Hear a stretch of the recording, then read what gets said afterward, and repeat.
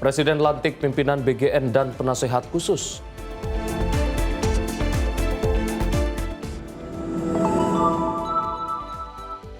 Evaluasi penyelenggaraan Haji 2026. Gempa magnitudo 7,8 guncang Filipina.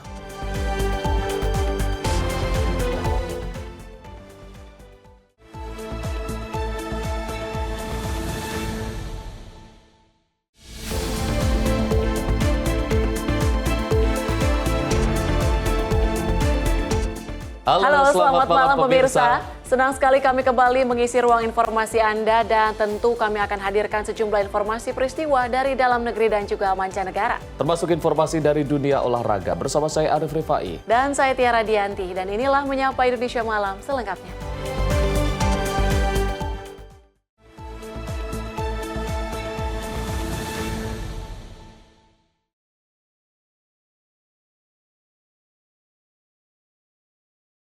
Kami awali dengan informasi Satuan Reserse Kriminal Polres Garut kembali mengungkap kasus pencurian kendaraan bermotor dalam operasi Jaran Lodaya 2026. Polisi mengungkap 3 orang pelaku dan mengamankan belasan sepeda motor hasil curian. Satreskrim Polres Garut berhasil mengembangkan kasus pencurian sepeda motor atau curanmor yang menjadi target operasi dalam operasi Jaran Lodaya 2026. Sebanyak 17 unit sepeda motor berhasil diamankan petugas, berikut menangkap 3 pelaku, yang salah satunya merupakan residivis dalam kasus serupa. Penangkapan dilakukan setelah polisi mengembangkan penyelidikan dari sejumlah laporan pencurian kendaraan bermotor yang terjadi di wilayah hukum Polres Garut. Menurut polisi, para pelaku kerap menyasar sepeda motor yang terparkir di lokasi sepi, halaman rumah, hingga area publik yang minim pengawasan. Dalam menjalankan aksinya, pelaku menggunakan mata astak dan kunci letter T untuk merusak sistem kunci kontak kendaraan. Dengan cara tersebut, sepeda motor dapat dibawa kabur hanya dalam hitungan detik. Adapun pasal yang disangkakan oleh kepada para tersangka yaitu pasal 477 Undang-Undang Nomor 1 Tahun 2023 ya, dengan ancaman hukuman maksimal 7 tahun. Korban ini ada 3 orang, yaitu yang pertama saudara Rosadi, yang kedua saudara Lia, yang ketiga saudara Muhammad. Adapun dari ketiga laporan itu kita sudah menetapkan status dari pelaku sebagai tersangka dan sekarang posisinya sudah dilakukan penahanan di rutan Polres Garut. Selain belasan sepeda motor, petugas juga berhasil mengamankan 1 buah handphone, 1 buah mata astak, dan 1 buah kunci letter T yang diduga digunakan pelaku saat beraksi. Kini para pelaku sudah ditetapkan sebagai tersangka dan dilakukan penahanan di rutan Polres Garut. Atas perbuatannya, para pelaku dijerat pasal 477 Undang-Undang Nomor 1 Tahun 2023 tentang KUHP dengan ancaman hukuman maksimal 7 tahun penjara. Dari Garut, Jawa Barat, jurnalis Simpo TV melaporkan.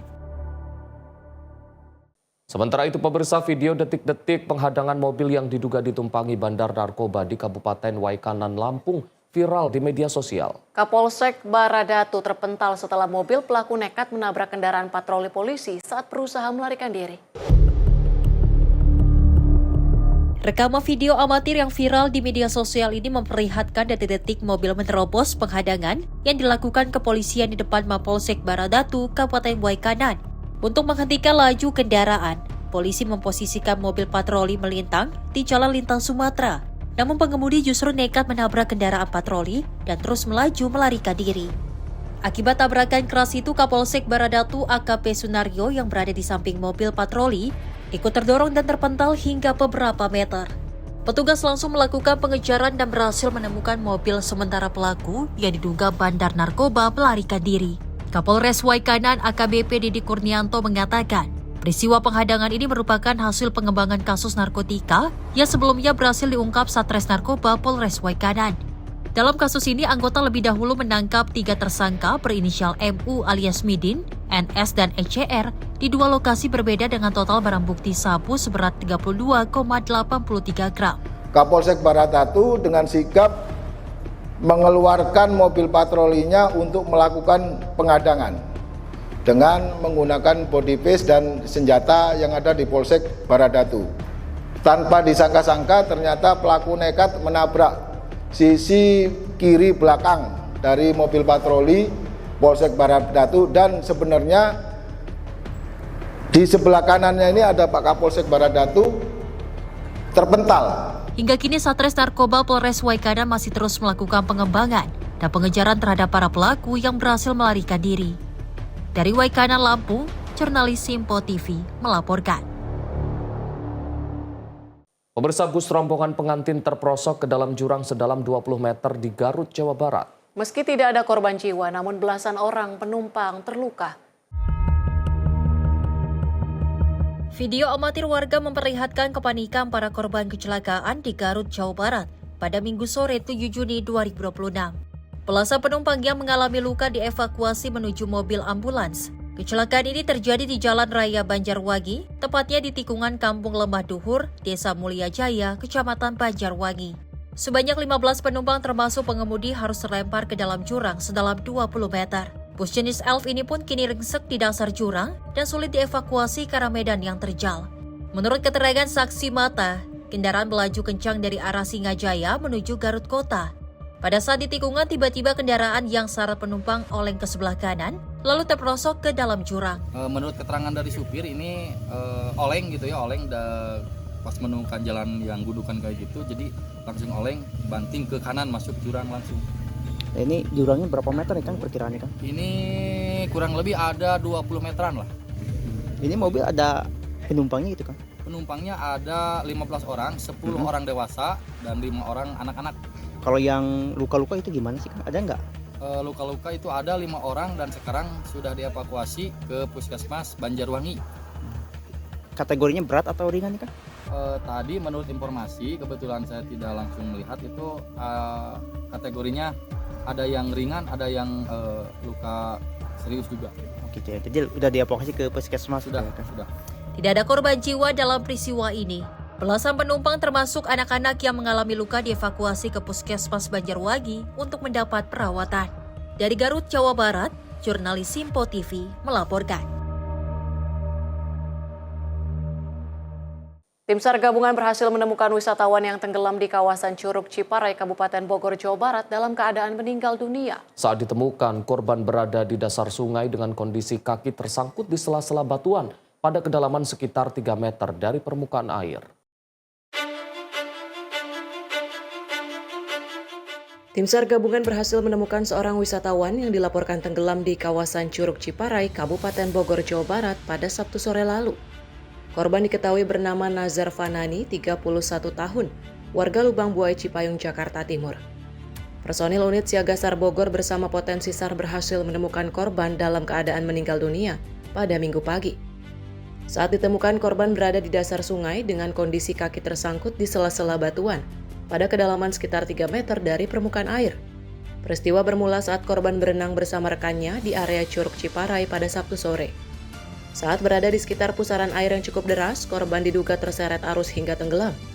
Saksi di lokasi sempat melihat korban kehilangan kendali sebelum menghilang di bawah permukaan air. Setelah berhasil dievakuasi, jenazah korban kemudian dibawa menggunakan ambulans desa menuju rumah duka dan diserahkan kepada pihak keluarga. Tim SAR mengimbau masyarakat untuk meningkatkan kewaspadaan saat beraktivitas di kawasan wisata air, terutama di lokasi yang memiliki arus deras dan pusaran air yang berpotensi membahayakan keselamatan. Tim redaksi Simpo TV melaporkan.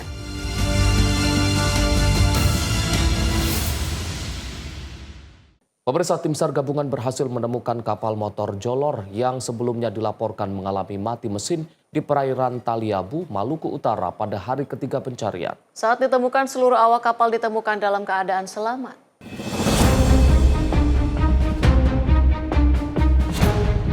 Kapal motor Jolor yang berangkat pada Selasa dini hari dari Bangkai Laut menuju Penu, Kabupaten Pulau Taliabu, dilaporkan hilang kontak.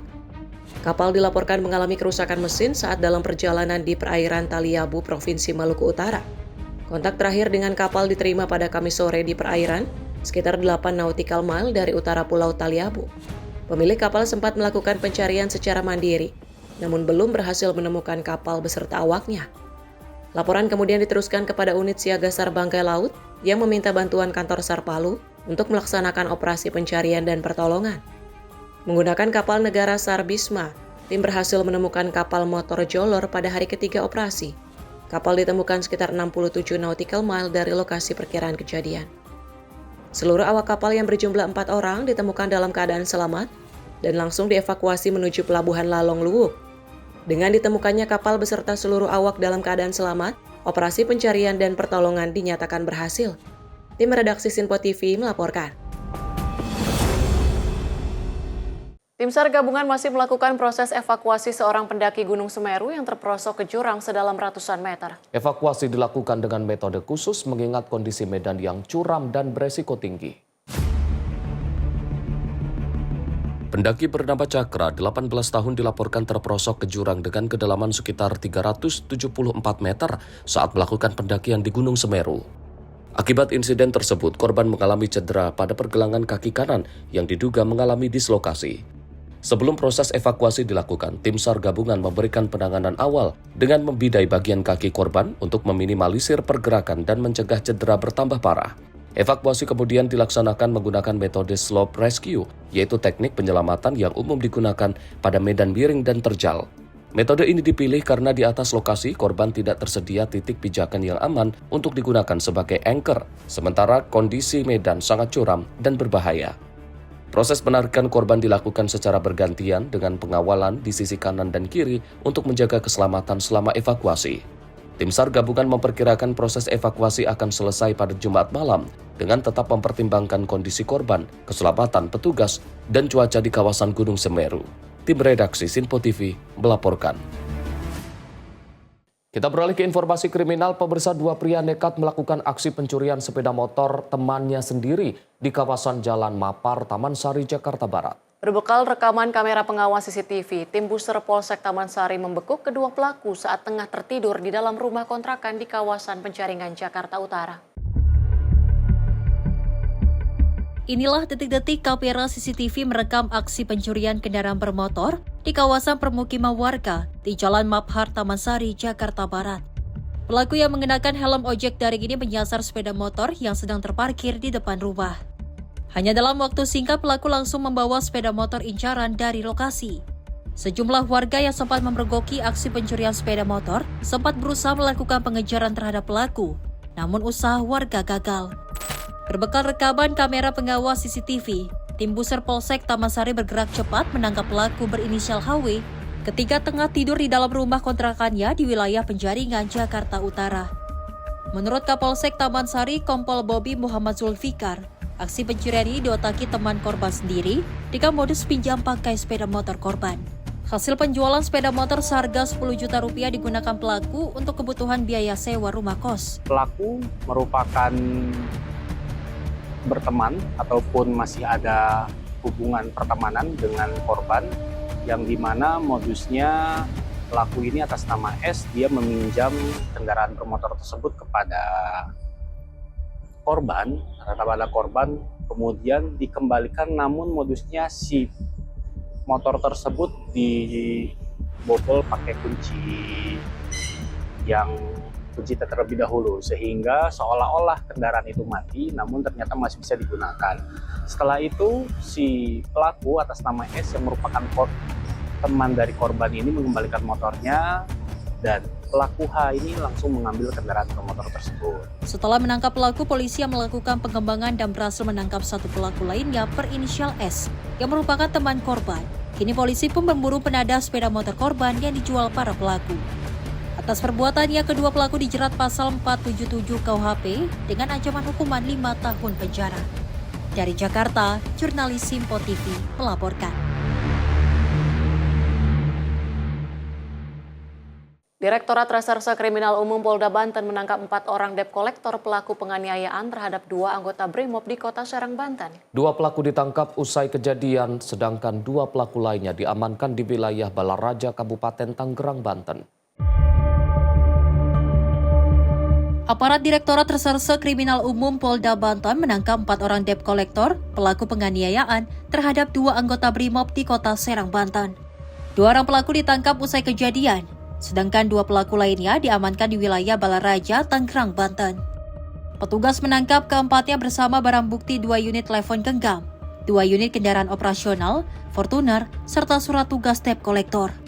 Selain itu, petugas juga menemukan fakta lain yaitu kendaraan operasional para pelaku yang menggunakan plat nomor palsu. Kasus penganiayaan yang menimpa 2 anggota Satuan Brimob ini terjadi beberapa hari lalu di Kota Serang. Kedua korban mengalami luka sobek akibat dibacok sejumlah debt collector saat mencoba membelah istri dari salah satu korban yang dihadang oknum penagih hutang saat pulang kerja.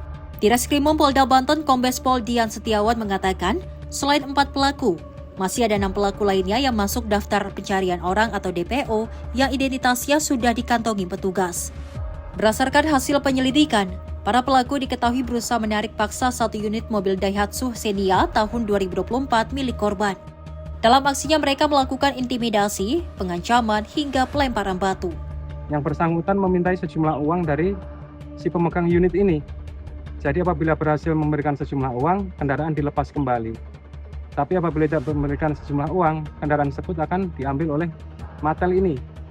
Dan untuk kendaraan ini sendiri, itu ada yang diperjualbelikan sendiri oleh yang bersangkutan oleh para Matel ini. Dan bahkan tidak disetorkan ke leasing yang memberikan tugas, namun dipakai untuk operasional sendiri oleh para Matel ini. Selain dengan bukti, salah satunya ini 2 unit Fortuner ini. Dua-duanya ini adalah kendaraan milik leasing, tapi tidak diserahkan kepada leasing, tapi digunakan operasional, yang mana dalam pelaksanaan dengan menggunakan sejumlah plat nomor palsu. Jadi plat nomor palsu ini kita jumpai di bagasi kendaraan operasional para Matel ini. Atas perbuatannya, para pelaku kini dijerat pasal berlapis tentang penganiayaan, pengancaman, serta pemerasan dengan ancaman hukuman maksimal 7 tahun penjara. Sementara itu, dugaan tindak pidana pencurian dan penggelapan pada kasus ini masih terus didalami oleh penyidik Polda Banten. Dari Serang, Banten, jurnalis Simpo TV melaporkan.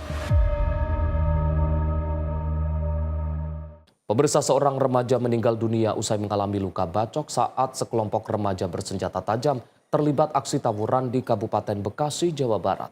Petugas mengamankan sejumlah tersangka berikut barang bukti senjata tajam yang digunakan saat tawuran.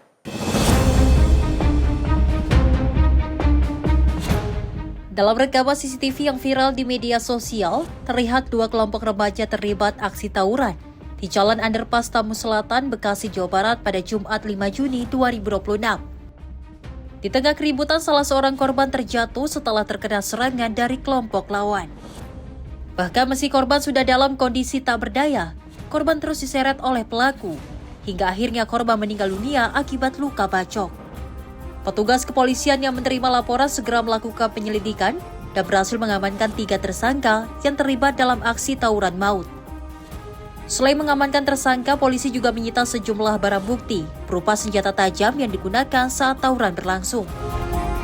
Kronologisnya, pada hari Jumat tanggal 5 Juni 2026, sekitar pukul 2 dini hari waktu Indonesia Barat, pelaku berinisial NA, B, MP, N, dan AS berkumpul di sekitar underpass.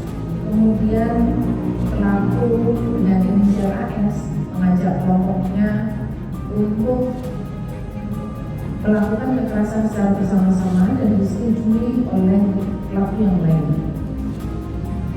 Kemudian pelaku N dengan inisial N dan B sudah menyiapkan senjata tajam jenis celurit, lalu kemudian para pelaku yang lain membawa senjata tajam masing-masing, yaitu celurit. Kemudian pelaku inisial B menggunakan cobek. Selanjutnya, kelompok ini melihat kelompok lawan, kemudian mengejar kelompok lawan yang masuk ke dalam gang. Kemudian pelaku dengan inisial MP menyabet korban ke arah paha. Atas perbuatannya, para tersangka terancam pasal 80 ayat 3 dengan ancaman hukuman penjara 15 tahun. Saat ini petugas masih memburu 1 tersangka berinisial B yang masuk dalam daftar pencarian orang karena diduga sempat menyeret korban. Dari Bekasi, Jawa Barat, jurnalis Simpo TV melaporkan. Prabowo makan bersama anak-anak sekolah rakyat. Informasinya kami hadirkan usai jeda. Tetaplah bersama kami di Menyapa Indonesia Malam.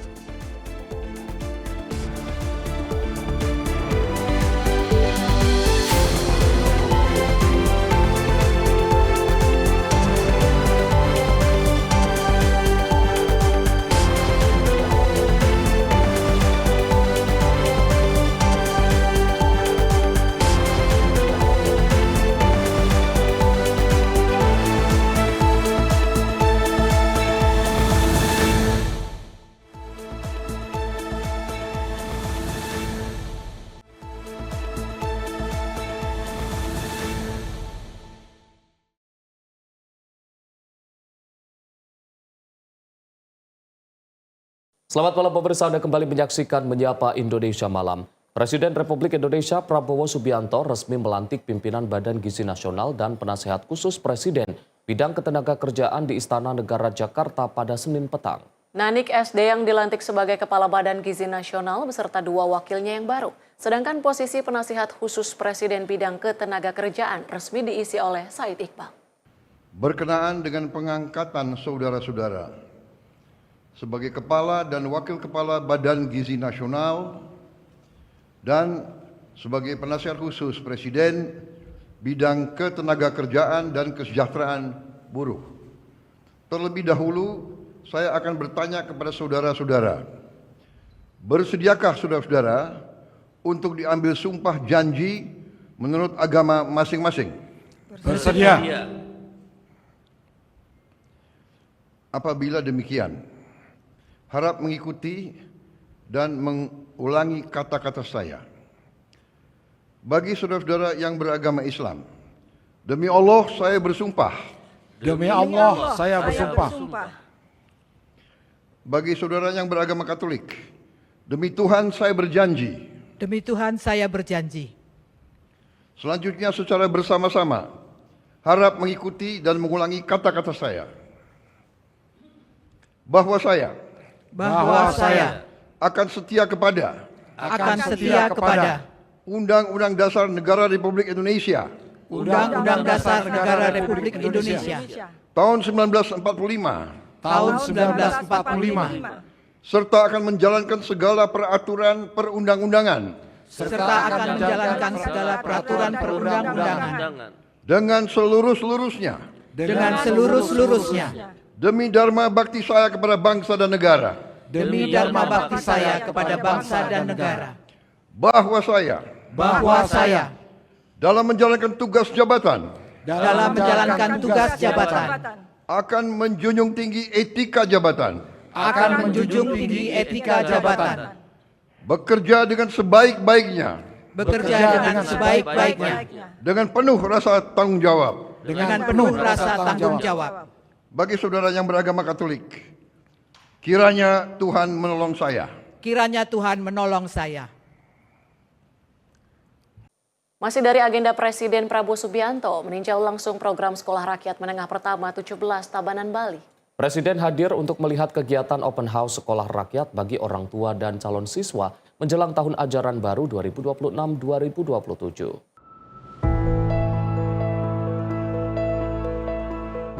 Presiden Prabowo Subianto tiba di Sekolah Rakyat Menengah Pertama 17 Tabanan Bali pada Minggu 7 Juni 2026. Prabowo disambut antusias oleh para siswa dan orang tua siswa sekolah rakyat. Dalam kunjungannya, Presiden disambut oleh pertunjukan tari kecak yang ditampilkan siswa sekolah rakyat. Prabowo tampak menyaksikan penampilan tersebut sebelum melanjutkan agenda ke dalam aula sekolah. Presiden Prabowo juga mendengarkan curahan hati para siswa dan calon siswa sekolah rakyat yang terbantu dengan adanya program Sekolah Rakyat. Untuk Bapak Presiden, saya sangat berterima kasih atas pembangunan Sekolah Rakyat ini. Keluarga kami saya merasa sangat terbantu dengan adanya program ini. Kunjungan Presiden menegaskan komitmen pemerintah dalam memperluas akses pendidikan yang merata dan berkualitas. Sekolah rakyat diharapkan mampu menjadi solusi untuk memutus rantai kemiskinan melalui pendidikan serta menciptakan generasi muda yang lebih berdaya saing. Sekolah rakyat kita wujudkan untuk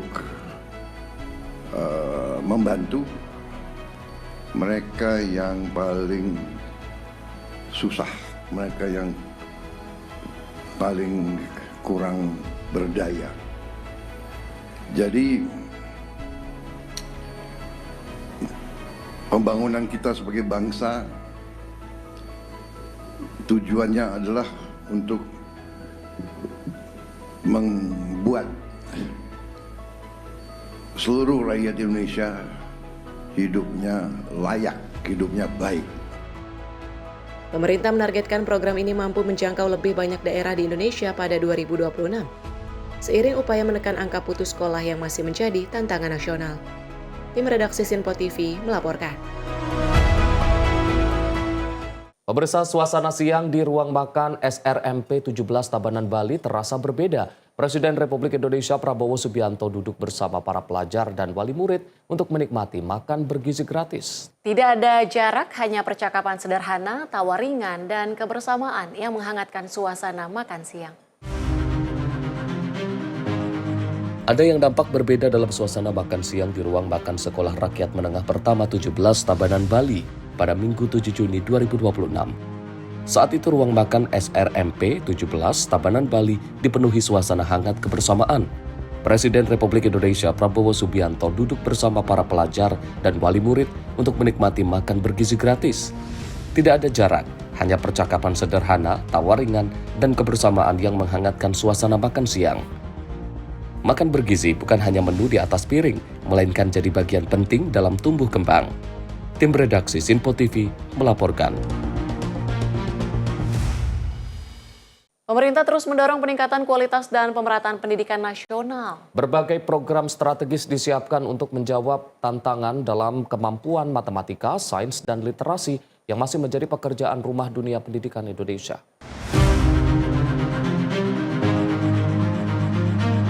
Presiden Prabowo Subianto menyiapkan sejumlah terobosan untuk memperkuat sistem pendidikan nasional.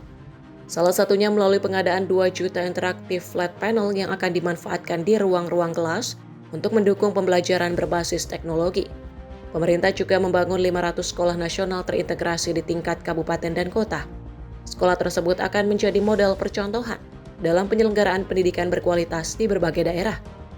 Di samping itu, pemerintah menjalankan program revitalisasi sekolah terbesar dengan target 300.000 sekolah pada periode 2025 hingga 2029. Program ini dilaksanakan untuk meningkatkan kualitas sarana dan prasarana pendidikan agar lebih layak dan mendukung proses belajar mengajar. Dalam upaya meningkatkan kesejahteraan tenaga pendidik, pemerintah juga mempercepat penyaluran tunjangan guru secara langsung ke rekening masing-masing penerima. Langkah tersebut diharapkan dapat mempercepat proses pencairan dan meningkatkan efektivitas penyaluran hak para guru. Pemerintah juga mengembangkan program Sekolah Garuda dan Sekolah Rakyat untuk memperluas akses pendidikan yang berkualitas dan inklusif. Sementara itu, pembangunan 6.000 jembatan di berbagai wilayah menjadi bagian dari upaya mempermudah akses anak-anak menuju fasilitas pendidikan. Berbagai program tersebut menunjukkan komitmen pemerintah dalam membangun pendidikan yang lebih bermutu, merata, dan mampu menjawab tantangan masa depan. Tim redaksi Sinpo TV melaporkan. Kita beralih ke informasi lain. Pemirsa, Gubernur Bank Indonesia Peri Warjio mengungkapkan pihaknya akan terus melakukan koordinasi dengan pemerintah untuk menyikapi perkembangan ekonomi Indonesia. Peri mengatakan terdapat 2 langkah utama dalam penguatan koordinasi fiskal dan moneter yang saat ini difokuskan untuk jaga stabilitas nilai tukar rupiah. Gubernur Bank Indonesia Peri Warjio menjelaskan koordinasi fiskal dan moneter saat ini telah berjalan sangat erat dalam menjaga stabilitas ekonomi sekaligus mendorong pertumbuhan ekonomi nasional. Peri menyebut terdapat 2 langkah utama yaitu fiskal dan moneter bersama-sama sepakat dalam meningkatkan daya tarik imbal hasil. Sedangkan langkah kedua menjaga kecukupan likuiditas di pasar uang serta sektor perbankan. Langkah-langkah tersebut akan dilakukan sinergi antara Bank Indonesia bersama pemerintah. Nah, ada 2 yang berkaitan dengan penguatan koordinasi moneter fiskal untuk memperkuat stabilitas nilai tukar rupiah. Yang pertama adalah meningkatkan daya tarik atau imbal hasil supaya portfolio inflows kembali masuk. Dengan kenaikan bunga luar negeri, memang itu ada outflow. ada saham dan SBN dan juga kecil di SRBI. Oleh karena itu, fiskal dan moneter sepakat untuk sama-sama meningkatkan daya tarik imbal hasil supaya inflow ini kembali masuk besar dan mendukung stabilitas nilai tukar rupiah. Nomor satu itu ya. Nomor dua adalah sama-sama menjaga kecukupan likuiditas di pasar uang dan perbankan dengan cara pengelolaan kas pemerintah tetap dipilih, tapi itu saja ada peningkatan remunerasi atau bunga yang dibayarkan BI kepada pemerintah. Dengan demikian operasi moneter itu tetap berjalan untuk mendukung stabilitas nilai tukar rupiah, sementara operasi fiskalnya juga mendukung. Dalam kesempatan yang sama, Menteri Keuangan Purbaya Yudisadewa memastikan pihaknya akan memperkuat koordinasi dengan Bank Indonesia agar dampak kebijakan fiskal dan moneter lebih signifikan ke perekonomian Indonesia. Dengan sinergi itu dinilai akan meningkatkan nilai tukar rupiah terhadap dolar Amerika Serikat yang kini anjlok menyentuh Rp18.000. Jadi ke depan kita akan fokus memastikan kebijakan fiskal berjalan dengan baik sehingga pertumbuhan kita semakin cepat. Dalam perjalanannya tentu kita akan meningkatkan juga koordinasi dengan Bank Sentral. Kita akan mendukung Bank Sentral memperkuat koordinasi supaya kebijakan semakin sinkron, supaya dampak kebijakan antara moneter dan fiskal lebih signifikan ke perekonomian. Dan tentunya kalau kebijakannya udah menyatu seperti itu, sinergi penuh, itu harusnya akan mengembalikan kepercayaan pasar ke nilai tukar rupiah, sehingga rupiah akan meningkat secara signifikan, tidak akan melemah lagi ke level yang lebih tinggi dari sekarang. Yang penting adalah kita ingin melihat dampak ke masyarakat yang positif dari rupiah itu kan. Dari Jakarta, Fahrizal Davarizkiano, Simpo TV melaporkan. Sementara itu, CEO BPI Danantara Doni Oskaria pastikan bahwa implementasi tata kelola ekspor satu pintu untuk sejumlah komoditas sumber daya alam yang dikelola oleh PT Danantara Sumber Daya Indonesia akan berjalan transparan. Doni mengatakan PT Danantara Sumber Daya Indonesia akan melakukan penerapan ekspor tersebut secara akuntabel. Presiden Prabowo Subianto resmi menerbitkan Peraturan Pemerintah Nomor 24 Tahun 2026 tentang tata kelola ekspor komoditas sumber daya alam strategis. Dalam aturan tersebut tertulis bahwa PT Danantara Sumber Daya Indonesia akan beroperasi sebagai perantara tunggal kegiatan ekspor mulai 1 Juni hingga 31 September. CEO Danantara Doni Oskaria meminta kepada masyarakat untuk tidak khawatir terkait implementasi tata kelola ekspor satu pintu untuk sejumlah komoditas SDA. Doni mengatakan pelaksanaan tata kelola ekspor satu pintu akan berjalan secara transparan dan akuntabel. Adapun dirinya memastikan kebijakan itu juga tidak akan mengganggu kontrak yang sudah dijalankan bersama perusahaan-perusahaan dari komoditas SDA. Yang pertama kami sampaikan bahwa untuk periode Juni sampai dengan 31 Desember bahwa DSI ini akan beroperasi sebagai perantara tunggal dan ini juga diamanatkan di dalam PP. Tugas kita adalah memastikan bahwa tidak terjadi under invoicing dan juga transfer pricing di dalam ekspor dari sumber daya alam yang kita miliki, dan tentu saja di dalam pelaksanaannya kami akan melakukan secara transparan, akuntabel, dan dapat dipertanggungjawabkan, dan semua masyarakat Indonesia juga nanti tentu akan dapat mengamati, mencermati, karena memang sudah komitmen daripada Danantara Indonesia untuk selalu melaksanakan pengelolaan Danantara secara transparan dan akuntabel. Nah ini yang pertama. Yang kedua, kami juga akan tetap menjalankan kontrak-kontrak yang sudah dimiliki oleh seluruh perusahaan, tentu akan berjalan sebagaimana yang mereka miliki. Selama itu tidak terjadi tadi yang kita hindari, yaitu under invoicing dan transfer pricing, ini berjalan sebagaimana biasanya. Dan kita sedang mendevelop satu sistem digitalisasi untuk memastikan bahwa seluruh transaksi sumber daya alam kita itu dilakukan secara wajar dan transparan. Jadi buat seluruh pengusaha dan juga masyarakat Indonesia tidak perlu ada yang dikhawatirkan bahwa semua kontraknya berjalan dengan normal. Kami hanya memastikan sampai dengan nanti kita menemukan pola yang lebih baik setelah 31 Desember tahun 2026. Dari Jakarta, Fahrizal Ahmad Amin, Simpo TV melaporkan. Menteri Koordinator Bidang Infrastruktur dan Pembangunan Kewilayahan Agus Harimurti Yudhoyono atau AHY mendorong penguatan kerjasama Indonesia dan Rusia dalam pembangunan infrastruktur berkelanjutan. Ajakan tersebut disampaikan AHY saat menjadi pembicara dalam St. Petersburg International Economic Forum atau SPIEF 2026 di Rusia. Menteri Koordinator Bidang Infrastruktur dan Pembangunan Kewilayahan Agus Harimurti Yudhoyono atau AHY mendorong penguatan kerjasama antara Indonesia, Rusia, dan negara-negara Eurasia dalam pembangunan infrastruktur berkelanjutan. Hal tersebut disampaikan AHY saat menjadi pembicara dalam St. Petersburg International Economic Forum 2026 di Rusia. Menurut AHY, dunia saat ini tengah menghadapi beragam tantangan global, mulai dari perubahan iklim, ketidakpastian ekonomi, hingga dinamika geopolitik yang semakin kompleks. Karena itu, AHY menilai kebutuhan kerjasama yang lebih erat antar negara untuk membangun infrastruktur yang tangguh, meningkatkan ketahanan energi, serta menjaga ketahanan pangan dan air. Dalam forum tersebut, AHY juga memperkenalkan sejumlah prioritas pembangunan infrastruktur Indonesia, termasuk proyek Giant Sea Wall yang menjadi bagian dari agenda strategis pemerintahan Presiden Prabowo Subianto. Menurutnya, proyek tersebut membuka peluang kolaborasi internasional, khususnya dalam bidang rekayasa pesisir, teknologi perlindungan pantai, serta penelitian dan pengembangan. Presiden Prabowo Subianto made Indonesia's position clear. We seek friendship with all nations. We believe in dialogue over confrontation and cooperation over rivalry. In an age when connected states are increasingly important, Indonesia seeks to be a bridge, to be a builder, to be a balancer.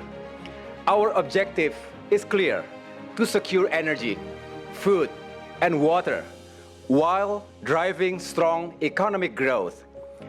These are the foundations of national resilience, economic sovereignty, and global stability. Distinguished guests, ladies and gentlemen, this dialogue comes at an important moment. As businesses diversify production networks amid geopolitical uncertainty, ASEAN and the EAEU have a rare opportunity to build complementary value chains, reduce dependence on single supply corridors, and strengthen economic resilience. Tim redaksi Sinpo TV melaporkan. Pimpinan DPR RI Dasko menghadiri secara langsung pembukaan Kongres ketiga Konfederasi Persatuan Buruh Indonesia di Hotel Jakarta pada Minggu pagi. Pada kesempatan ini, Dasko turut memberikan soal Satgas mitigasi pemutusan hubungan kerja dan kesejahteraan buruh yang saat ini tengah menjaga badai PHK di tanah air.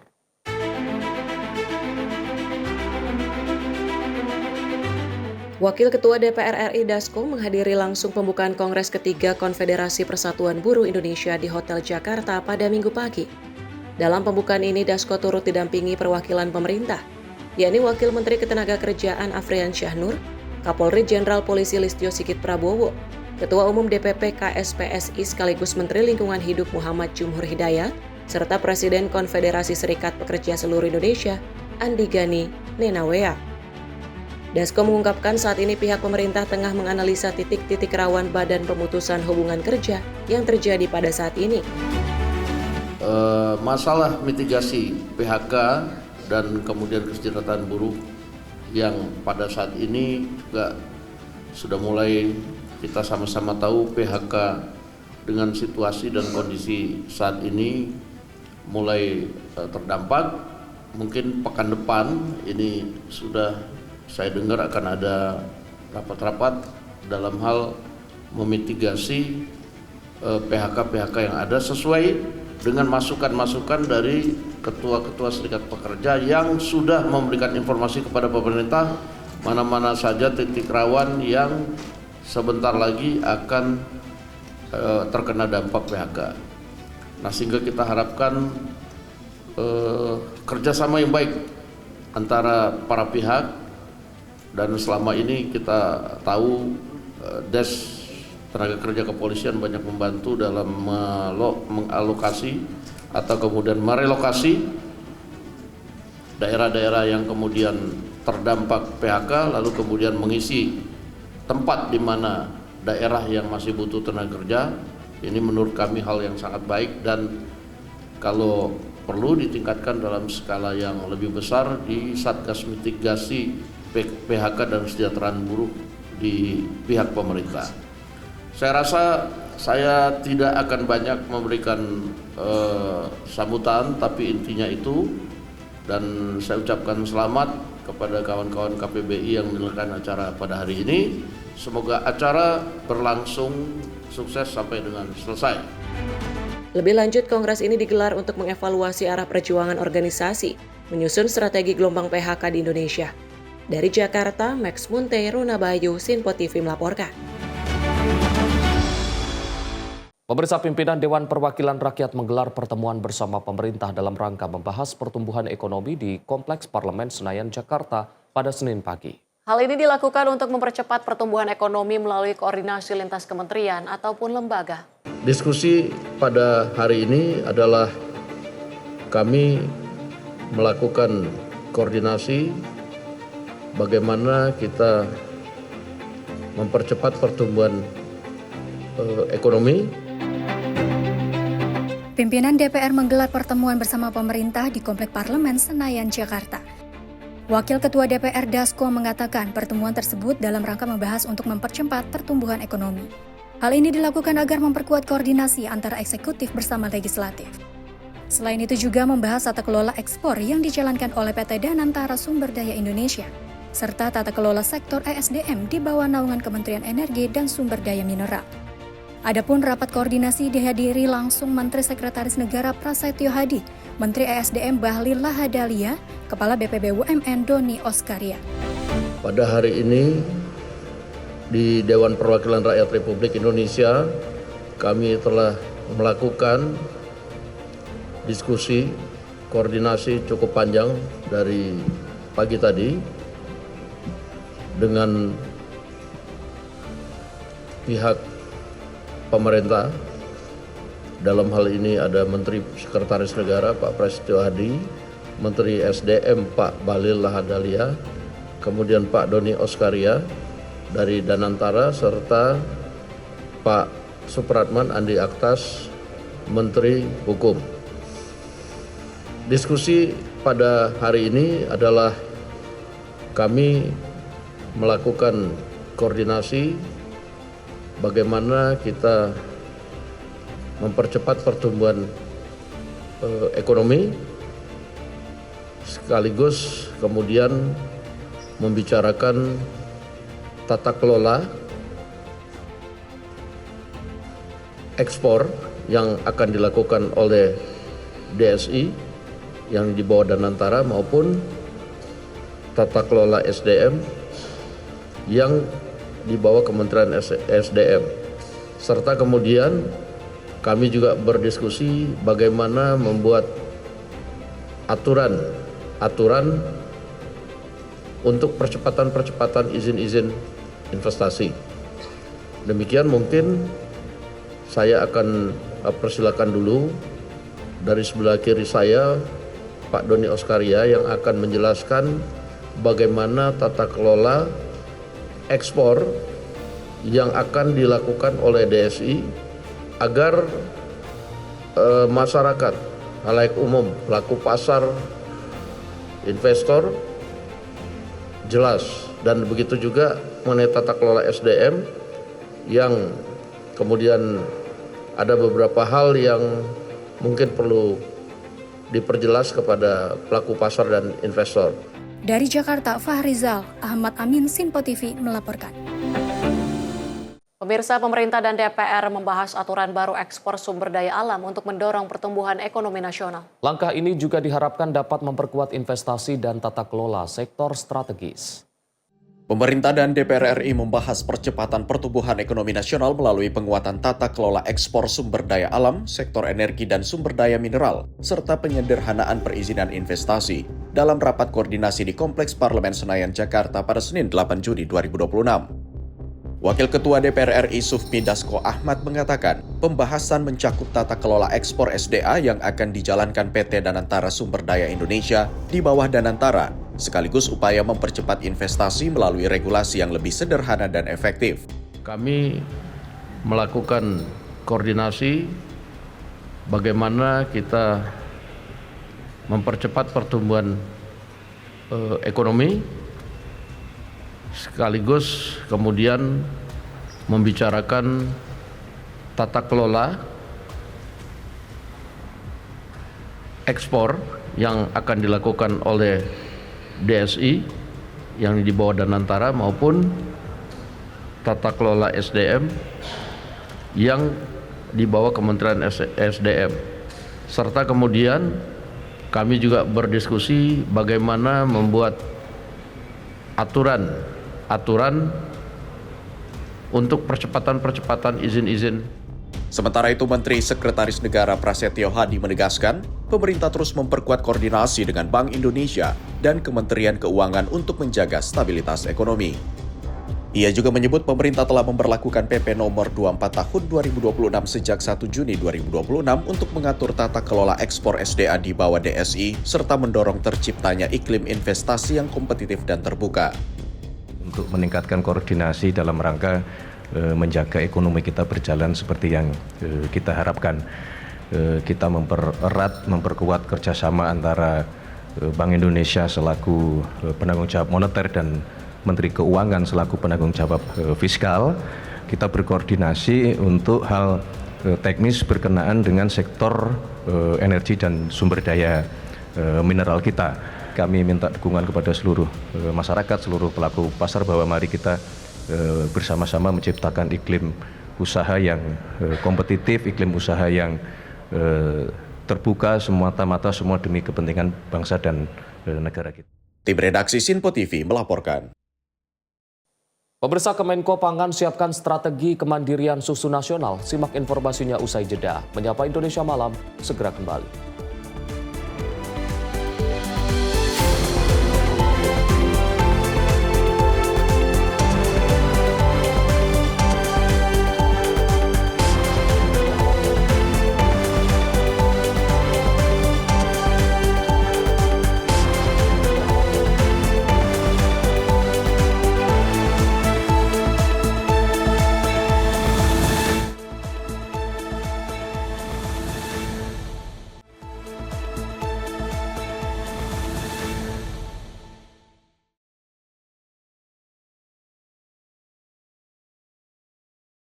Anda kembali menyaksikan Menyapa Indonesia Malam. Pemirsa, Menteri Haji dan Umroh Muhammad Irfan Yusuf melepas kepulangan jemaah haji Indonesia kloter UPG 7 asal Sulawesi Selatan di Bandara Internasional King Abdul Aziz Jeddah. Menhaj mengapresiasi kedisiplinan jemaah Sulsel yang dinilai tertib sejak keberangkatan hingga proses pemulangan.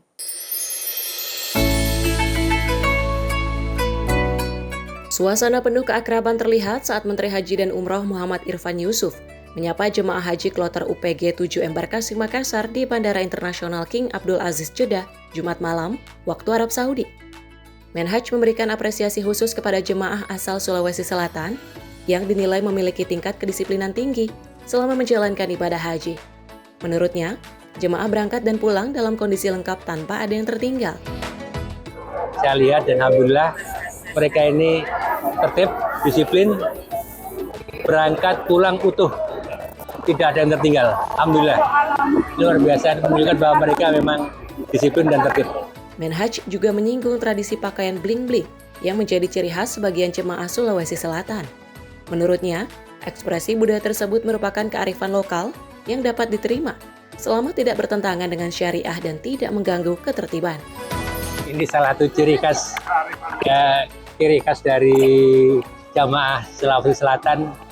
Mungkin beberapa kabupaten tertentu memang seperti ini dan ini adalah tradisi yang penting tidak keluar dari syar'i, nggak masalah, yang penting malah bagi kami juga menjadi suatu hiburan tersendiri.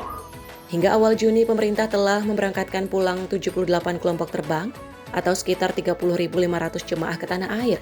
Jumlah itu setara dengan sekitar 15% dari total jemaah haji Indonesia tahun ini. Dari Bandara Internasional King Abdul Aziz Jeddah, Arab Saudi, Ferdi Setiawan, Sinpo TV. Pemirsa, ada kebiasaan yang tak pernah terlupakan usai beribadah haji, yakni berbelanja oleh-oleh untuk keluarga dan kerabat di tanah air. Kementerian Haji dan Umroh mendorong jemaah agar tidak berlebihan berbelanja di Arab Saudi dan mulai memanfaatkan produk serupa yang tersedia di Indonesia untuk memperkuat ekosistem ekonomi dalam negeri.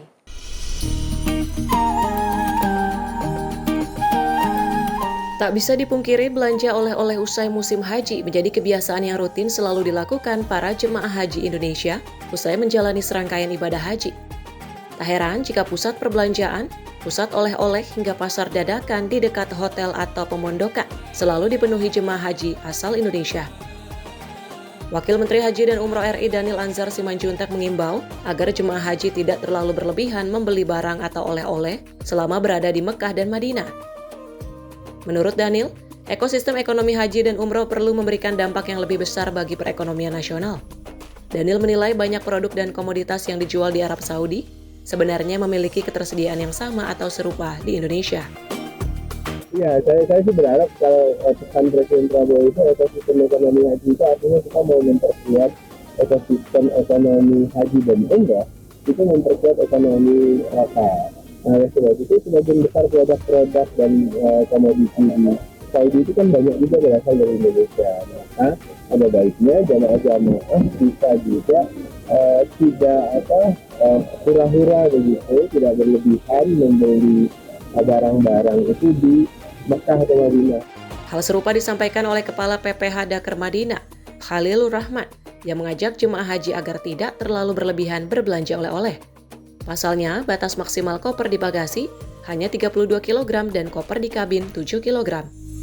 Jadi jamaah kami menghimbau agar tidak banyak atau fokus berbelanja di sini sehingga berpotensi nanti barang belanjaannya tidak terangkut dari kota Madinah ke kota Mekah. Jadi fokus untuk ibadah karena nanti yang akan dibawa jamaah dari kota Madinah itu hanya koper besar dan koper bagasi dan juga tas jenjing atau tas paspor yang boleh diperkenankan dibawa oleh jamaah ketika mereka berangkat dari Madinah ke Mekah. Usai berhaji, jamaah diharapkan dapat mempertimbangkan pembelian oleh-oleh sesuai dengan batas wajar, tidak berlebihan, terlebih barang-barang yang sebenarnya juga banyak ditemukan di tanah air. Namun atas nama oleh-oleh khas Arab Saudi, menjadi alasan klasik bagi mereka untuk tetap berbelanja oleh-oleh di Arab Saudi. Harganya cukup terjangkau buat oleh-oleh di Indonesia. Bu, ada rencana beli oleh-oleh di tanah air nggak sih, Bu? Biar nanti barang bawaannya nggak banyak. Di tanah air? Kalau di tanah air mah rasanya sih sudah biasa ya. Udah ini anak mantu yang nyiapin di sana.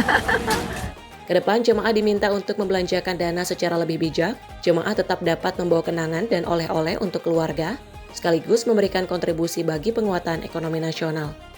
Langkah ini dinilai dapat mendorong perputaran ekonomi domestik dan memberikan manfaat yang lebih luas bagi pelaku usaha dalam negeri. Dari Madinah, Arab Saudi, Ferdi Setiawan, Sinpo TV, Media Center Haji 2026. Penyelenggaraan ibadah haji tahun 2026 memasuki tahap evaluasi dalam exit meeting Amirul Hajj yang digelar di Jeddah.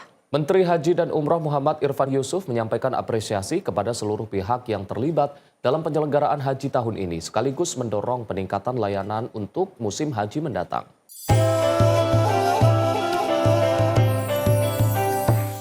Penyelenggaraan ibadah haji tahun 2026 mendapat apresiasi dari Menteri Haji dan Umroh Republik Indonesia Irfan Yusuf dalam agenda exit meeting Amirul Hajj yang berlangsung di kantor urusan haji Jeddah, Arab Saudi. Pertemuan tersebut menjadi forum evaluasi sekaligus penyampaian rekomendasi untuk perbaikan layanan haji pada tahun mendatang. Gus Irfan Yusuf menyebut pelaksanaan haji tahun ini berjalan lebih baik dibandingkan tahun sebelumnya. Keberhasilan tersebut dinilai merupakan hasil kerjasama seluruh pihak yang terlibat dalam melayani jemaah haji Indonesia yang memiliki latar belakang dan kebutuhan yang beragam.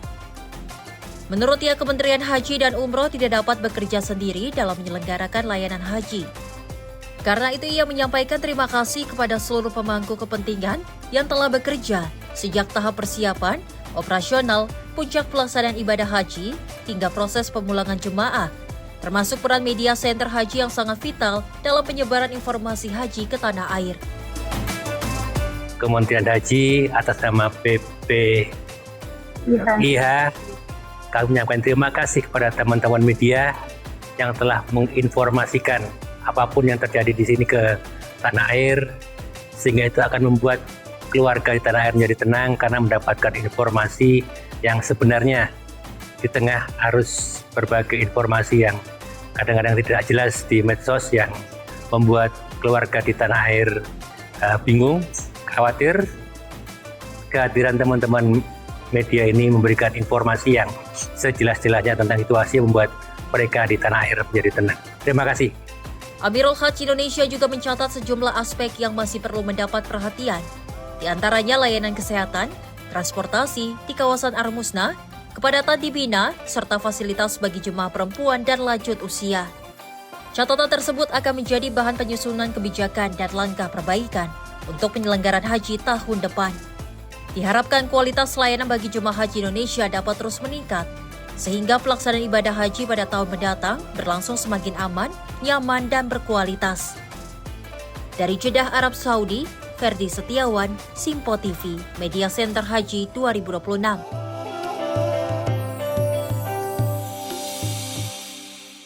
Pemirsa, di tengah kehusukan kota Madinah, terdapat sebuah destinasi edukatif yang mengajak jemaah menapak tilas perjalanan hidup Rasulullah Shallallahu Alaihi Wasallam. Melalui teknologi modern dan tampilan visual interaktif, pengunjung diajak mengenal lebih dekat sosok Nabi Muhammad beserta peradaban Islam pada masanya.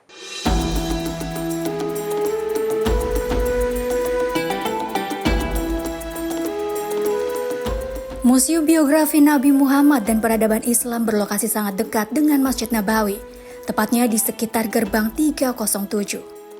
Museum yang berada di bawah naungan Liga Muslim Dunia atau Muslim World League ini menyajikan kisah kehidupan Rasulullah Shallallahu Alaihi Wasallam melalui pendekatan teknologi modern, termasuk virtual reality dan berbagai layar interaktif. Ibu warahmatullah, selamat datang di Museum dan Pameran Internasional Biografi Nabi Muhammad Sallallahu Alaihi Wasallam. Anda untuk mengenal lebih dekat dengan Nabi Muhammad Sallallahu Alaihi Wasallam. Mari kita akan menelusuri beberapa tentang kehidupan. Kita akan pelajari bersama tentang berbagai macam sisi kehidupan Nabi Muhammad di ruangan berikutnya. Silakan Bapak Ibu. Museum ini terbagi menjadi dua bagian utama. Bagian pertama menampilkan biografi Nabi Muhammad, mulai dari silsilah keluarga, ciri-ciri fisik, pakaian, perlengkapan rumah tangga, hingga berbagai aspek kehidupan sehari-hari. Sedangkan bagian kedua menyajikan gambaran kota Madinah pada masa Rasulullah, termasuk visualisasi Masjid Nabawi dan kamar Rasulullah Shallallahu Alaihi Wasallam. Pengunjung juga dapat menikmati beragam fasilitas modern, mulai dari replika 3 dimensi, ruang panorama, hingga teknologi Magic Box yang menampilkan gambaran perabotan dan suasana kehidupan di masa Rasulullah. Salah satu daya tarik utama adalah visualisasi kamar Rasulullah menggunakan teknologi virtual reality. Melalui teknologi ini, pengunjung seolah hadir langsung di dalam ruangan dan dapat melihat gambaran ukuran rumah, atap, pintu, tempat air, hingga lokasi makam yang berdekatan dengan Abu Bakar As-Siddiq dan Umar bin Khattab. Berperang, ada tempat airnya untuk menimba air ya. Kemudian ada juga pelana unta ya. Pipi besi yang dengan berperang, ini semua rantai besi yang melindungi bagian bawahnya, bagian pipinya Rasul.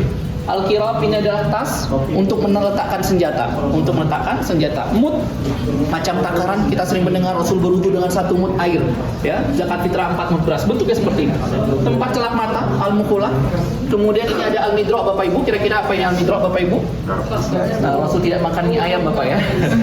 Ini adalah, mohon maaf, sisir, ya. Ada sisir atau ya untuk garukan belakang. Dan lain sebagainya. Kita akan lihat juga ada tempat masaknya, perisainya, kemudian anak panahnya. Untuk memudahkan pengunjung dari berbagai negara, museum menyediakan layanan pemandu dalam berbagai bahasa, di antaranya Arab, Inggris, Indonesia, Urdu, Turki, Rusia, dan Prancis. Khusus bagi jemaah Indonesia, layanan pemandu berbahasa Indonesia tersedia pada jadwal tertentu setiap hari kerja, sehingga materi dapat dipahami secara utuh. Menurut pengelola, materi museum disusun berdasarkan kajian mendalam yang telah dilakukan selama kurang lebih 20 tahun. Referensi utamanya berasal dari Al-Quran, hadis, dan hasil penelitian tentang kehidupan Nabi Muhammad SAW.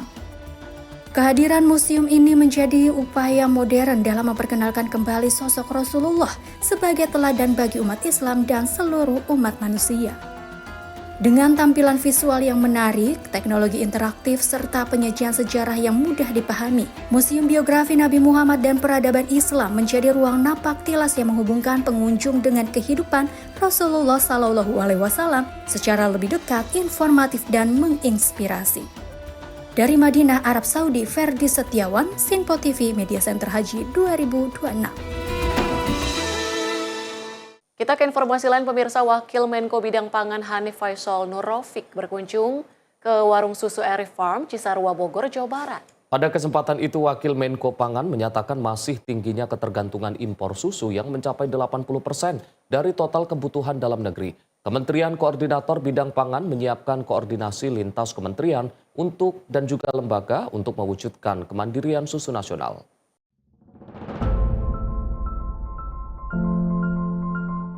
Dalam kunjungannya di warung susu Erim Farm dan Tiara Camp di Desa Citeko, Kecamatan Cisarua, Kabupaten Bogor, Wakil Menteri Koordinator Bidang Pangan Hanif Faisal Nurrofiq melakukan dialog ternak bersama Hari Susu Nusantara 2026. Hanif menyebut konsumsi susu per kapita Indonesia saat ini baru mencapai 16,2 hingga 16,8 kg per tahun. Angka ini masih jauh di bawah standar Organisasi Pangan dan Pertanian Dunia atau FAO sebesar 30 kg per kapita per tahun. Ketergantungan impor yang tinggi menjadi perhatian serius pemerintah karena kebutuhan susu nasional belum dapat dipenuhi oleh produksi dalam negeri. Sejumlah tantangan diidentifikasi Kemenko Pangan, antara lain kurangnya ketersediaan lahan dan pakan ternak, serta disparitas harga susu dari tingkat peternak koperasi hingga industri pengolah. Kemenko Pangan akan menggelar rapat koordinasi yang melibatkan akademisi dan pemangku kepentingan untuk merumuskan strategis komprehensif. Koordinasi itu mengacu pada mandat Peraturan Presiden Nomor 147 tentang Kemenko Pangan. Pemerintah juga menargetkan kawasan Cisarua dikembangkan kembali menjadi salah satu sentra susu nasional untuk wilayah Kabupaten Bogor dan sekitarnya. Langkah sebagaimana yang dimandatkan berdasarkan Peraturan Presiden Nomor 147 tentang Kemenko Pangan itu sendiri. Sehingga langkah-langkah mendasar harus kita susun bersama. Karena gap ini cukup sangat serius. Kita juga tentu tidak ikhlas ya dengan kebutuhan susu yang demikian besar, hampir 80% dipenuhi dari impor. Kemudian itu masih jauh dari kapasitas yang distandarkan dari FAO. Pemerintah optimistis kemandirian susu nasional dapat diwujudkan secara bertahap. Capaian ketahanan pangan beras dan jagung yang telah melampaui target nasional menjadi modal dasar untuk mendorong sektor peternakan sapi perah ke arah yang sama. Dari Bogor, jurnalis Sinpo TV melaporkan.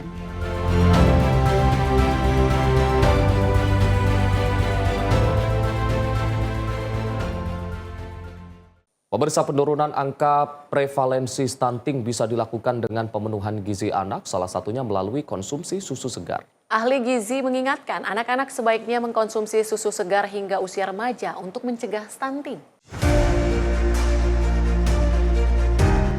Penurunan angka prevalensi stunting bisa dilakukan dengan pemenuhan gizi anak, salah satunya melalui konsumsi susu segar. Dokter spesialis anak dan konsultan tumbuh kembang anak Rini Sekartini menjelaskan, susu bagian dari komponen protein hewani seperti daging. Namun protein susu lebih komplit dan lebih mudah untuk diserap tubuh, terutama anak-anak. Di usia kehamilan, ibu hamil dianjurkan konsumsi susu segar. Balita yang telah selesai mendapatkan asupan ASI dan cukup usia disarankan untuk melanjutkan konsumsi susu segar setidaknya sampai usia remaja.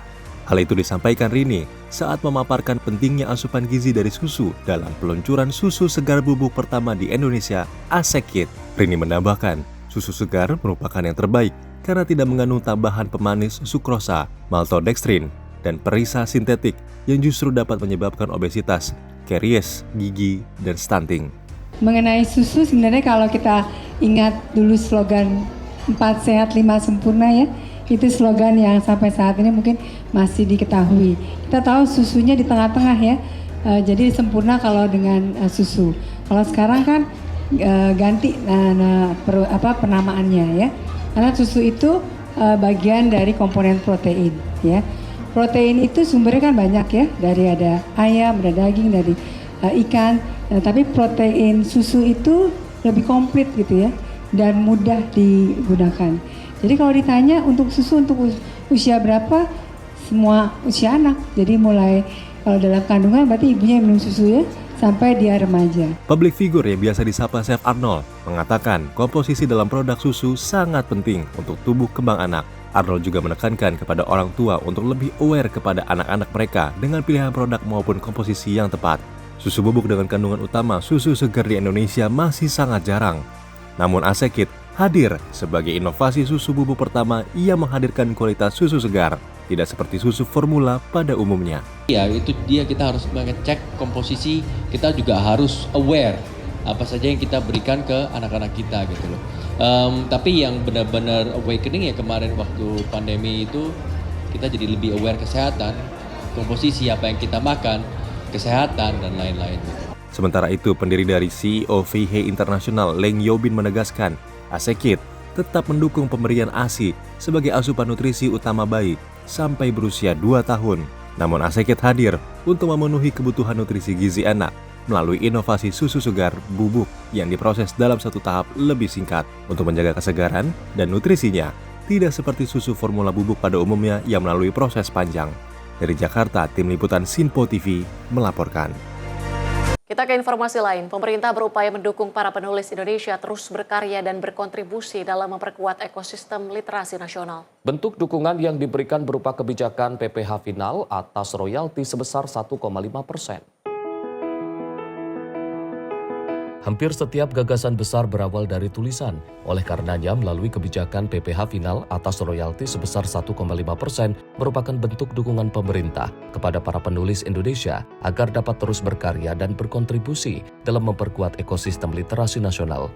Sebagai bagian dari paket stimulus semester 2 tahun 2026, insentif ini diharapkan dapat mendorong lahirnya lebih banyak karya berkualitas serta memperkuat peran sektor kreatif berbasis pengetahuan dalam pembangunan Indonesia. Kebijakan ini merupakan bagian dari paket stimulus yang disiapkan pemerintah untuk semester 2 tahun 2026.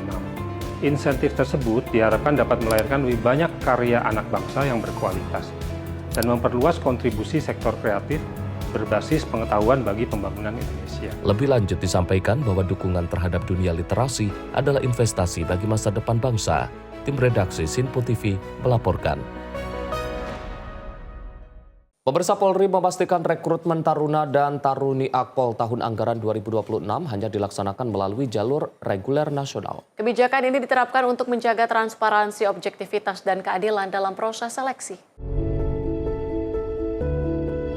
Asisten Kapolri Bidang Sumber Daya Manusia Irjen Pol Anwar menegaskan bahwa penerimaan Taruna dan Taruni Akpol tahun anggaran 2026 hanya dilaksanakan melalui jalur reguler nasional. Penegasan tersebut disampaikan saat memberikan arahan kepada jajaran SDM dan Humas Polri secara daring terkait pelaksanaan seleksi penerimaan terpadu calon Taruna dan Taruni Akpol tahun 2026. Menurut Irjen Pol Anwar, seluruh tahapan seleksi dilaksanakan dengan mengedepankan prinsip betah, yaitu bersih, transparan, akuntabel, dan humanis.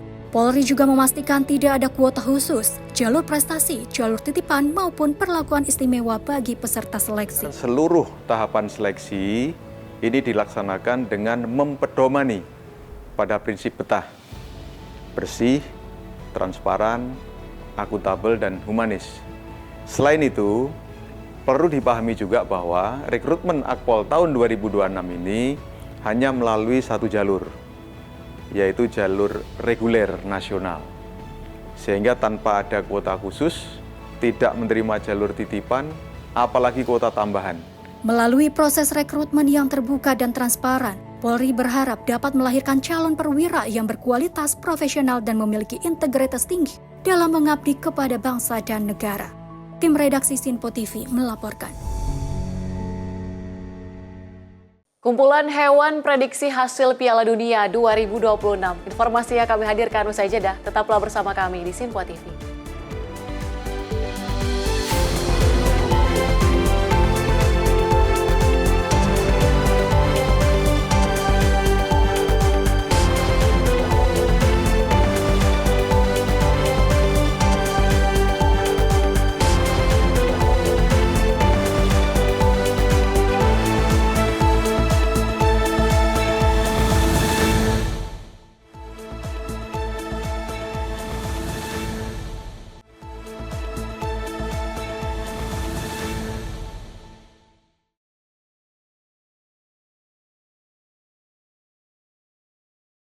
Selamat malam pemirsa, Anda kembali menyaksikan Menyapa Indonesia Malam. Seekor bayi gajah Sumatera betina lahir dengan selamat di Lembaga Konservasi Lembah Hijau Lampung. Kelahiran ini jadi momen bersejarah bagi dunia konservasi karena merupakan kelahiran gajah Sumatera pertama di kebun binatang se-Sumatera di luar habitat alaminya.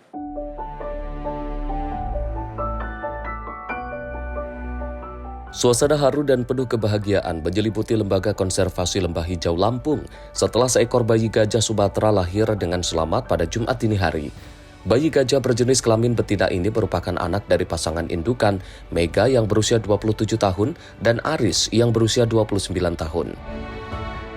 Proses kelahiran bayi gajah dengan berat 123 kg berlangsung normal dengan pendampingan tim mahot dan tenaga medis. Kelahiran ini menjadi catatan penting dalam dunia konservasi. Pasalnya, ini merupakan kelahiran gajah Sumatera pertama di kebun binatang se-Sumatera yang terjadi di luar habitat alaminya. Bayi gajah tersebut juga menjadi anak kedua dari pasangan Mega dan Aris. Sebelumnya, Mega melahirkan anak gajah jantan pada 7 Agustus 2022. Di kemarin, kita mendapatkan satu ekor anak gajah kembali dari indukan yang sama, indukan betina Mega dan jantan bernama Aris. Anak yang dilahirkan berjenis kelamin betina dengan berat 123 kg dengan tinggi 83 cm dan panjang 114 cm.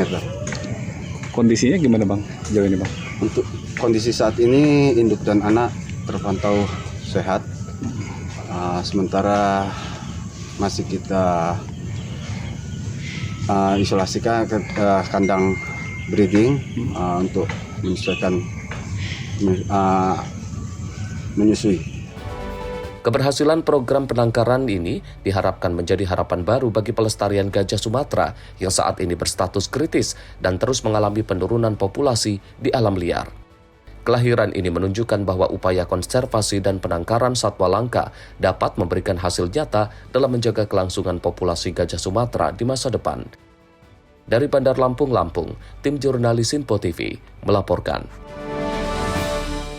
Kita ke informasi lain, pemirsa. Gempa bumi berkekuatan magnitudo 7,8 mengguncang wilayah Filipina pada Senin pagi. Guncangan gempa kuat tersebut memicu peringatan dini tsunami di sejumlah wilayah Filipina dan Indonesia, khususnya yang berada di kawasan timur dan berbatasan dengan Laut Filipina.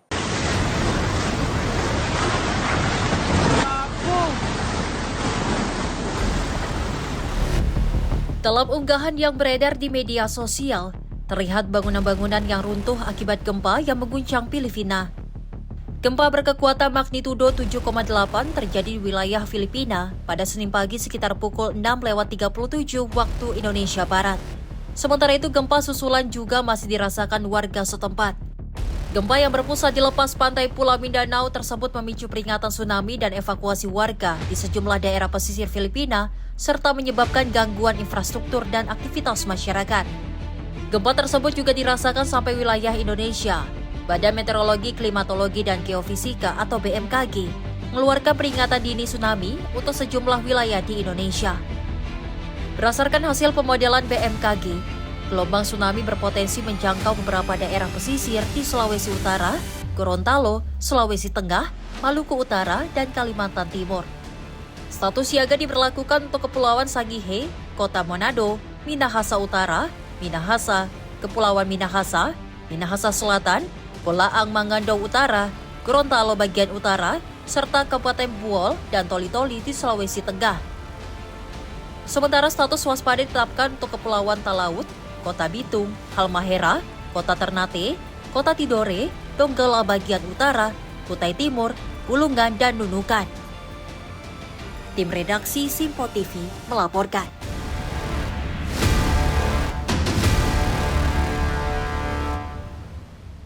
Kita beralih ke informasi lain, pemirsa. Menyambut Piala Dunia 2026, Kebun Binatang Guadalajara di Meksiko menggelar cara unik dengan melibatkan satwa untuk memprediksi hasil pertandingan sepak bola. Berbagai hewan diberi pilihan yang mewakili tim peserta dan pilihan mereka dianggap sebagai ramalan hasil laga.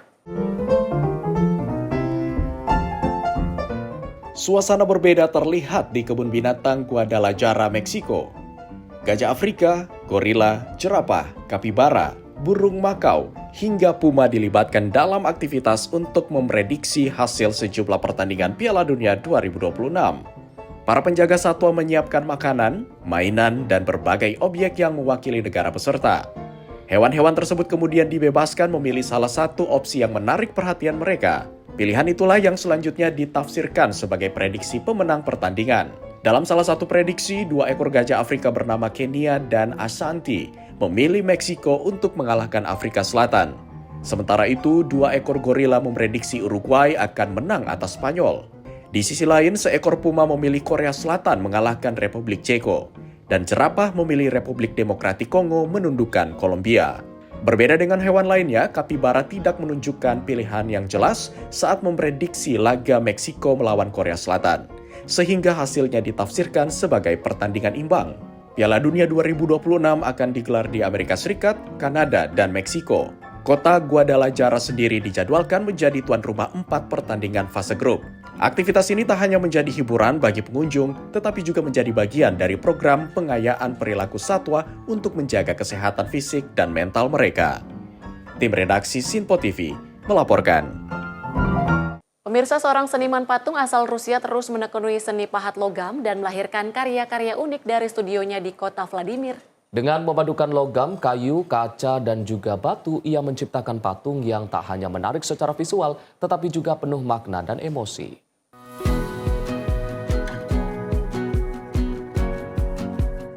Di tangan Mikhail Blinov, lempengan logam berubah menjadi karya seni yang memukau.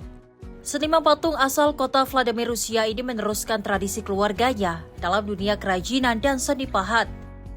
Dalam proses kreatifnya, Blinov tak hanya membuat patung klasik berbahan perunggu, namun juga mengembangkan karya eksperimental dengan memadukan logam bersama material alami seperti kayu, kaca, dan batu. Menurutnya, perpaduan berbagai material tersebut mampu menciptakan keseimbangan dan karakter yang unik pada setiap karya. Blinov menggunakan beragam teknik seperti pengelasan, pemanasan logam, dan penggerindaan untuk menciptakan tekstur serta efek visual yang menarik. Ia mengaku bahwa banyak karyanya berkembang secara alami selama proses pembuatan, di mana emosi dan inspirasi menjadi penuntun utama. Baginya, hubungan antara karya dan penikmat seni merupakan hal terpenting, sehingga setiap patung selalu diisi dengan ekspresi dan perasaan yang ia rasakan saat berkarya. Salah satu karyanya yang berjudul The Flaming Lion bahkan dipamerkan dalam ajang St. Petersburg International Economic Forum 2026 di Rusia. Karya tersebut menjadi simbol kreativitas dan inovasi seni modern yang memadukan kekuatan logam dengan kehangatan material alami. Tim redaksi Sinpo TV melaporkan. Kita beralih ke informasi lain, pemirsa. Militer Cina dan Mongolia menggelar latihan bersama bertajuk Steppe Partner 2026 di wilayah Mongolia dalam Cina Utara. Latihan ini menampilkan penggunaan teknologi militer modern seperti drone dan robot tempur tak berawak untuk mendukung operasi di medan perang.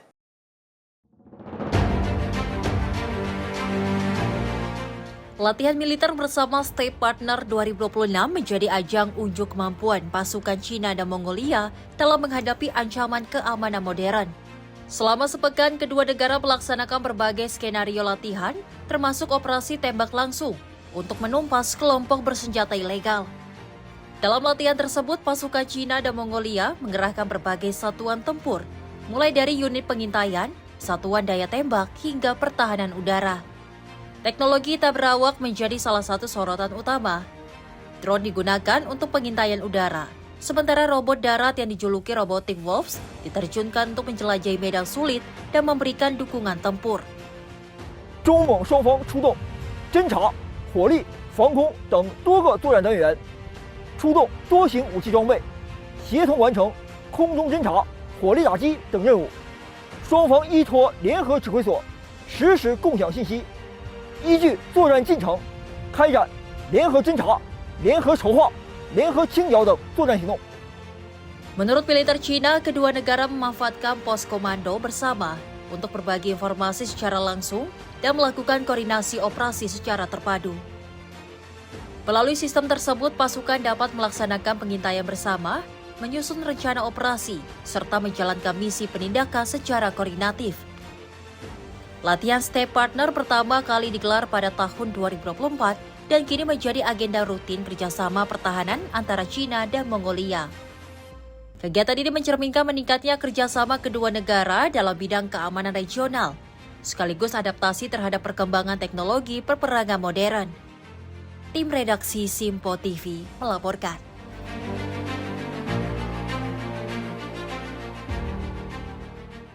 Presiden Ukraina Volodymyr Zelensky menggelar pertemuan darurat bersama para pemimpin Inggris, Prancis, dan Jerman di London, Inggris. Pertemuan ini difokuskan pada upaya mempertahankan dukungan bagi Ukraina serta membahas situasi keamanan Eropa di tengah berlanjutnya perang dengan Rusia.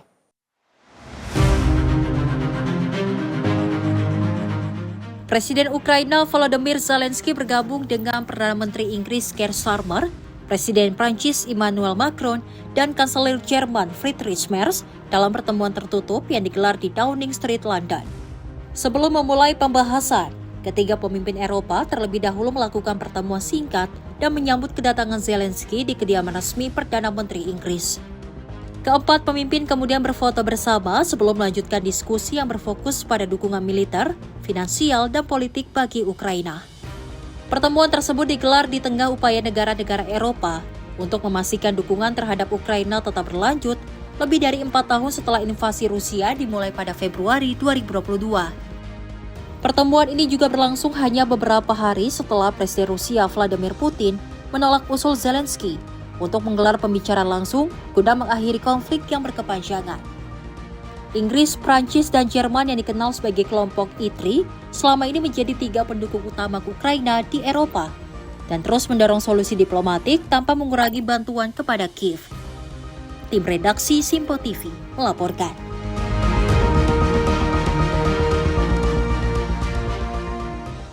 Pemirsa, lebih dari 10.000 warga dan wisatawan membadati jalanan ibu kota Rusia untuk mengikuti ajang lari tahunan Color Fun Run di Moskow. Tak hanya menawarkan kompetisi olahraga, acara ini juga menyuguhkan festival warna-warni yang jadi daya tarik utama bagi para peserta.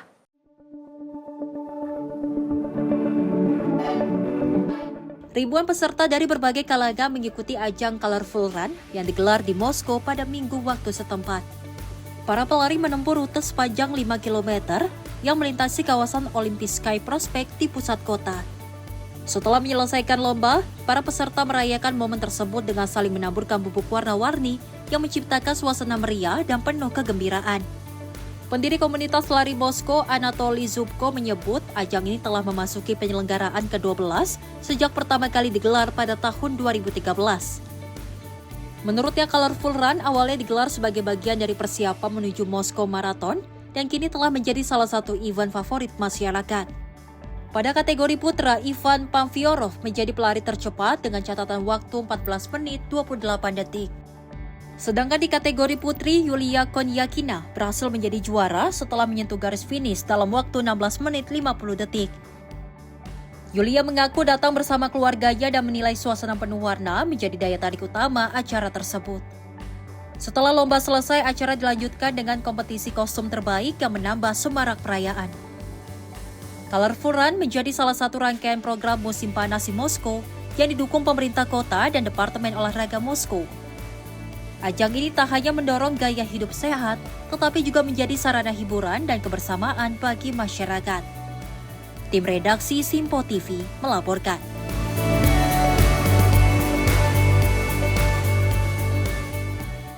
Pemimpin Korea Utara Kim Jong-un menghadiri peringatan Hari Jadi ke-80 Korean Children's Union atau KCU di Pyongyang. Perayaan ini diikuti puluhan ribu anak dan remaja dari berbagai daerah sebagai bagian dari salah satu organisasi anak terbesar di negara tersebut.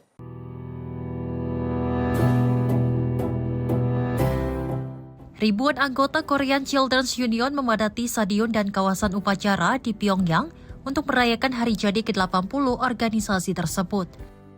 Mereka tampil dengan seragam yang sama dan syal merah khas Chiu dalam berbagai formasi yang tersusun rapi.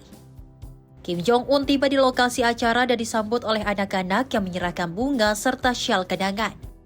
Upacara diawali dengan pengibaran bendera dan lagu kebangsaan.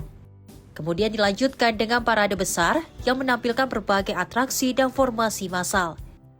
Dalam pidatonya, Kim Jong-un menyebut anak-anak sebagai masa depan dan harapan revolusi Korea Utara. Otoritas Korea Utara mendatangkan lebih dari 20.000 siswa berprestasi dari berbagai wilayah ke Pyongyang untuk mengikuti rangkaian perayaan. Selama berada di ibu kota, para peserta juga diajak mengunjungi berbagai monumen dan lokasi bersejarah. Korean Children's Union merupakan organisasi anak resmi Korea Utara yang beranggotakan anak usia 7 hingga 13 tahun dan berada di bawah naungan Liga Pemuda Patriotik Sosialis. Melalui perayaan ini, pemerintah Korea Utara menegaskan komitmen mereka terhadap pendidikan dan pembinaan generasi muda yang dianggap memiliki peran penting dalam masa depan negara. Tim redaksi Simpo TV melaporkan.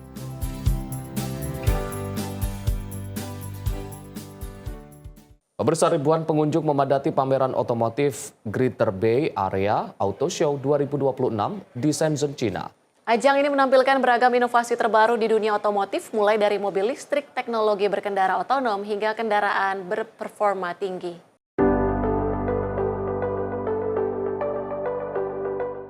Ratusan merek otomotif dalam dan luar negeri turut meramaikan pameran Greater Bay Area Auto Show 2026 yang digelar di Shenzhen World Exhibition and Convention Center. Pengunjung terlihat memadati berbagai area pameran untuk melihat langsung perkembangan terkini industri otomotif Cina yang terus berkembang pesat. Jumlah produsen besar seperti BYD, Huawei, Xiaomi, Li Auto, dan Yangwang memamerkan produk unggulan mereka. Salah satu atraksi yang menyita perhatian adalah demonstrasi SUV mewah Yangwang U8 yang memiliki kemampuan mengapung saat kondisi darurat. Dalam uji coba tersebut, kendaraan diperlihatkan mampu bergerak di atas kolam air sehingga menarik antusiasme besar dari para pengunjung. Pameran ini juga menampilkan beragam mobil konsep, mobil sport listrik berperforma tinggi, hingga mobil klasik mewah yang menjadi daya tarik tersendiri. Penyelenggara menyebut pameran ini menjadi gambaran transformasi industri otomotif global yang kini berfokus pada elektrifikasi, mobilitas cerdas, dan desain kendaraan masa depan. China terus mengukuhkan posisinya sebagai pemain utama industri otomotif dunia.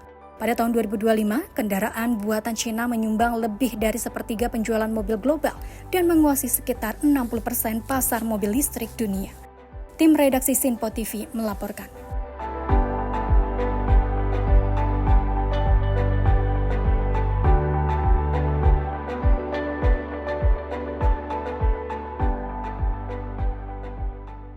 Festival Cahaya Tahunan iLight Singapura kembali digelar di kawasan Marina Bay, Singapura. Sebanyak 14 instalasi cahaya skala besar ditampilkan untuk menyuguhkan perpaduan seni, teknologi, dan pesan berkelanjutan kepada para pengunjung.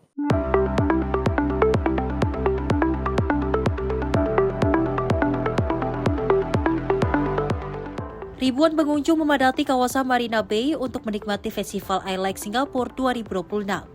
Berbagai karya seni cahaya interaktif karya seniman dari Singapura dan berbagai negara mengubah ruang publik menjadi pertunjukan visual yang memukau.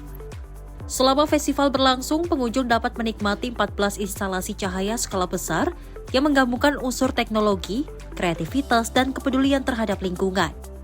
Salah satu instalasi yang menarik perhatian adalah karya seniman asal Uruguay, Alex Baim, yang memberikan kesempatan kepada pengunjung untuk membuat grafiti digital pada kanvas raksasa secara aman dan legal.